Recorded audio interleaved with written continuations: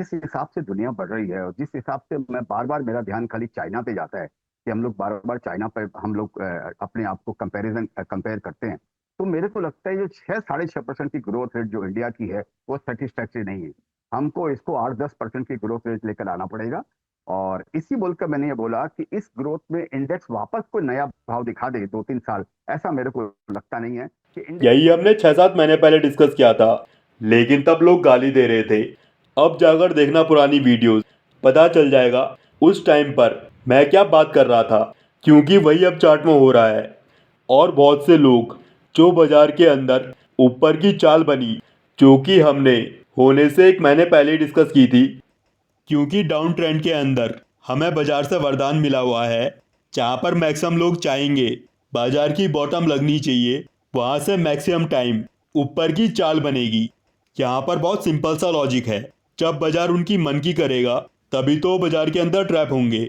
अब ट्रेंड के अंदर आपने देखा होगा, बाजार ने एक भी बार किसी की नहीं सुनी। लोगों ने बोला बाजार के अंदर टैक्स बढ़ गया है, अब यहाँ से बाजार गिरेगा। उससे पहले जाओगे तो 4 जून को बोला था बीजेपी की फुल मेजोरिटी नहीं है, इसलिए अब बाजार के अंदर परफॉर्मेंस नहीं आएगी। लेकिन बाजार ने किसी की सुनी? कोई भी पिछला करेक्शन का एरिया पकड़ लो और वहां पर देख लो, हजार दिक्कतें बाजार के अंदर आई और उसने किसी की नहीं सुनी। लेकिन इस बार ऐसा नहीं होगा, बाजार इस बार सुनेगा। और अभी मैं जितनी भी नॉइज सुन पा रहा हूँ, उसमें लोग पहले बजट की बात कर रहे थे, उस टाइम पर गया बाजार ऊपर, और अभी लोग 22,000 21,000 की बात कर रहे हैं। और तभी हमने डिस्कस भी किया था, इस एरिया के अंदर में यहाँ पर कॉन्ट्रैक्टिंग ट्रायंगल बना है, इसलिए जो ऊपर की चाल बनी है वो ट्रेंड नहीं हो सकती है। और लास्ट वीक 15 मिनट के टाइम फ्रेम में हमने डिस्कस किया था, जैसे ही प्राइस इस ट्रेंड लाइन के नीचे आएगा तो फिर हमें एक गिरावट देखने को मिल सकती है। और साथ में जब 2 अप्रैल को ग्रीन कैंडल बनी थी, तब भी मैंने पोस्ट करके शेयर किया था, जब तक प्राइस डेली टाइम फ्रेम में 50% के ऊपर नहीं आता है तब तक सिचुएशन सही नहीं है। क्योंकि डेली टाइम फ्रेम के अंदर हमको इवेंट में अच्छी कैंडल तो देखने को मिल गई, जिसे मैक्सिमम लोग रिवर्सल मान रहे थे। लेकिन इसी कैंडल को अगर आप 15 मिनट के टाइम फ्रेम में देखोगे तो जो ये राइज था वो करेक्टिव था। इसमें कहीं से भी इस ऊपर की चाल में कोई भी अप ट्रेंड के लक्षण नहीं थे। हालांकि यहाँ पर प्राइस ने एक पैटर्न जरूर कंप्लीट किया था। तो आज हम थोड़ी सी आगे की बात करेंगे, क्योंकि लास्ट 2 वीक से हम सेम ही बात रिपीट कर रहे हैं। और आज की वीडियो में मैं आपको रीज़न भी बताऊंगा। कुछ लेवल्स को हमने डिस्कस किया था, वो इम्पोर्टेंट है, तो उनके पीछे का कारण क्या था उसे आज की वीडियो में हम डिस्कस करेंगे। और वीडियो में आगे बढ़ने से पहले मैं डिस्क्लेमर दे देता हूँ, इस वीडियो में किसी भी तरह की बाइंग सेलिंग की रिकमेंडेशन नहीं है। हम सिर्फ एजुकेशनल पर्पस के लिए चार्ट्स को देख रहे हैं। तो लास्ट वीक हमने इसी ट्रेंड लाइन को डिस्कस किया था और बात करी थी, प्राइस अगर इसके नीचे आएगा तो हमको यहाँ पर लगानी है बॉटम से रिट्रेसमेंट, जिसमें से जो 50% का एरिया है वो मैक्सिमम करेक्शन का एरिया है, अगर इसको अप ट्रेंड को कंटिन्यू रखना है। और इसके पीछे का कारण ये था, जो प्राइस के अंदर 22,000 के लेवलों के पास से जो ऊपर की चाल बनी है वो जिगजैग करेक्शन है। और जब भी चार्ट के अंदर जिगजैग करेक्शन होती है तब वहाँ पर पॉसिबिलिटी होती है हमें चार्ट के अंदर एक जिगजैग करेक्शन और देखने को मिल जाए। लेकिन उसके लिए कंडीशन है, अगर प्राइस को यहाँ पर एक और जिगजैग बनाना है तो उसके लिए प्राइस की रिट्रेसमेंट 50% से ज़्यादा नहीं होनी चाहिए। और अभी आप देखोगे तो जो फ्राइडे को क्लोजिंग हुई है वो 50% के लेवल के ऊपर हुई है। लेकिन जब प्राइस ने 23,300 के पास से नीचे की चाल को कंटिन्यू किया तब इसके अंदर 5 वेव की फॉर्मेशन हुई है। अब इसके बहुत ज़्यादा डिटेल में नहीं जाऊंगा, क्योंकि अगर आपको इलियट वेव नहीं आती है तो ये आपके लिए समझना मुश्किल होगा।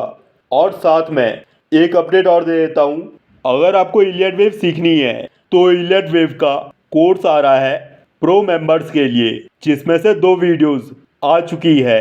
और अगर आपने इस वीडियो को देख लिया तो आपको समझ में आ जाएगा हमें प्राइस में काउंटिंग कैसे करनी है, भले ही आप पहली बार ही इलियट वेव क्यों ना सीख रहे हो। इस वीडियो में काउंटिंग के सीक्रेट्स हमने डिस्कस किए हुए हैं, जिससे एक छोटा बच्चा भी इम्पल्स की काउंटिंग कर सकता है। और इसकी जो नेक्स्ट क्लास आएगी वो ट्यूसडे को आएगी। और अभी फ़िलहाल के लिए आप ये समझ लो, जब तक प्राइस 23,350 के ऊपर सस्टेन नहीं करता है, जहाँ पर प्राइस की ट्रेंड लाइन भी आ रही है, तब तक हम नीचे ही कंटिन्यू हैं। और अभी प्राइस का टारगेट जानने के लिए इस ट्रेंड लाइन को हम कॉपी करके जो प्राइस का यहाँ पर लो है वहाँ पर रख सकते हैं। जैसे अब ट्रेंड के अंदर हमने ट्रेंड लाइन को अप्लाई किया था और हमने यहाँ पर देखा था जब प्राइस अपनी ऊपर वाली ट्रेंड लाइन के ऊपर निकल गया था तो उसके बाद हमें एक बड़ी चाल देखने को मिली। अब वैसे ही यहाँ पर भी प्राइस अपने नीचे वाली ट्रेंड लाइन के नीचे निकल गया है और इस ट्रेंड लाइन के कॉन्सेप्ट को मैंने बहुत डिटेल में डिस्कस किया है जो टेक्निकल एनालिसिस का कोर्स आया है बिल्कुल फ्री ऑफ कॉस्ट। और अगर आपने इस कोर्स को देखा है तो आपको ऑलरेडी मालूम होगा यूएस मार्केट क्रैश होगी, क्योंकि हमने क्रैश होने से पहले जब यूएस मार्केट टॉप में थी तब स्टडी को अप्लाई करके देखा था। 3 घंटे 55 मिनट के बाद की वीडियो आप चाहो तो जाकर देख सकते हो। और अभी यूएस मार्केट क्रैश हुआ है तो हमें सोमवार को कैप डाउन ओपनिंग देखने को मिल सकती है। लेकिन आप ये समझ लो, जो 61% का लेवल है अगर वो टच भी हो गया तो फिर जो बहुत बड़े बाउंस की पॉसिबिलिटी है वो लगभग ख़त्म हो जाएगी। और ये हमने लास्ट वीडियो में भी डिस्कस किया हुआ था। और फिर यहाँ पर प्राइस में कौन सी कंडीशन बनेगी उसे देखना पड़ेगा, क्योंकि निफ्टी के अंदर जो प्राइस नीचे आ रहा है वो कॉम्प्लेक्स करेक्शन में आ रहा है। यहाँ पर पिक्चर बहुत ज़्यादा क्लियर नहीं है, लेकिन एक बार डॉलर टर्म्स के अंदर मैं आपको निफ्टी का चार्ट दिखा देता हूँ। वहाँ पर पिक्चर क्लियर है और स्टोरी सेम है जो हमने डिस्कस की हुई है। अभी फ़िलहाल के लिए 78% का ही ध्यान रखना।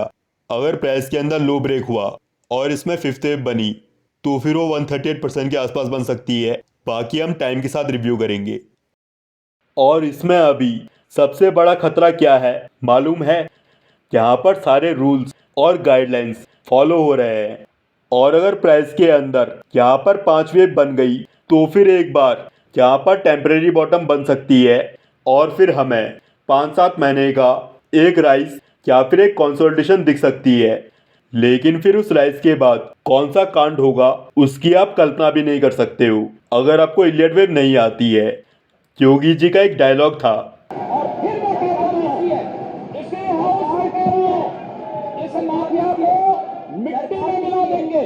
सरकार किसी है, सरकार किसी है, वही पोर्टफोलियो के साथ हो जाएगा।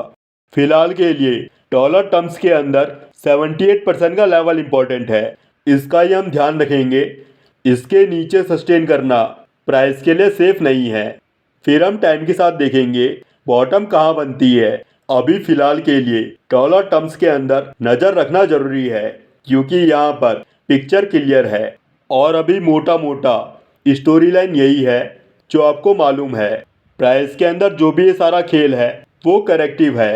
अगर हम ऊपर भी कंटिन्यू हुए तो वो ट्रेंड नहीं होगा, वो करेक्टिव राइज ही होगा।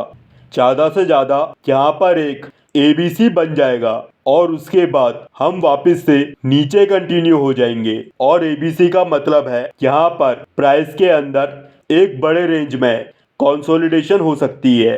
बाकी देखते हैं क्या कैसे सोमवार को मार्केट ओपन होती है। माल तो अपने पास है नहीं, 5-7 महीने पहले ही हमने पोर्टफोलियो खाली कर दिया था।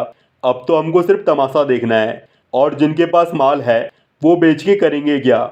ऑलरेडी स्टॉक 50-60% नीचे है, अब उनको भी यहाँ पर तमाशा ही देखना है।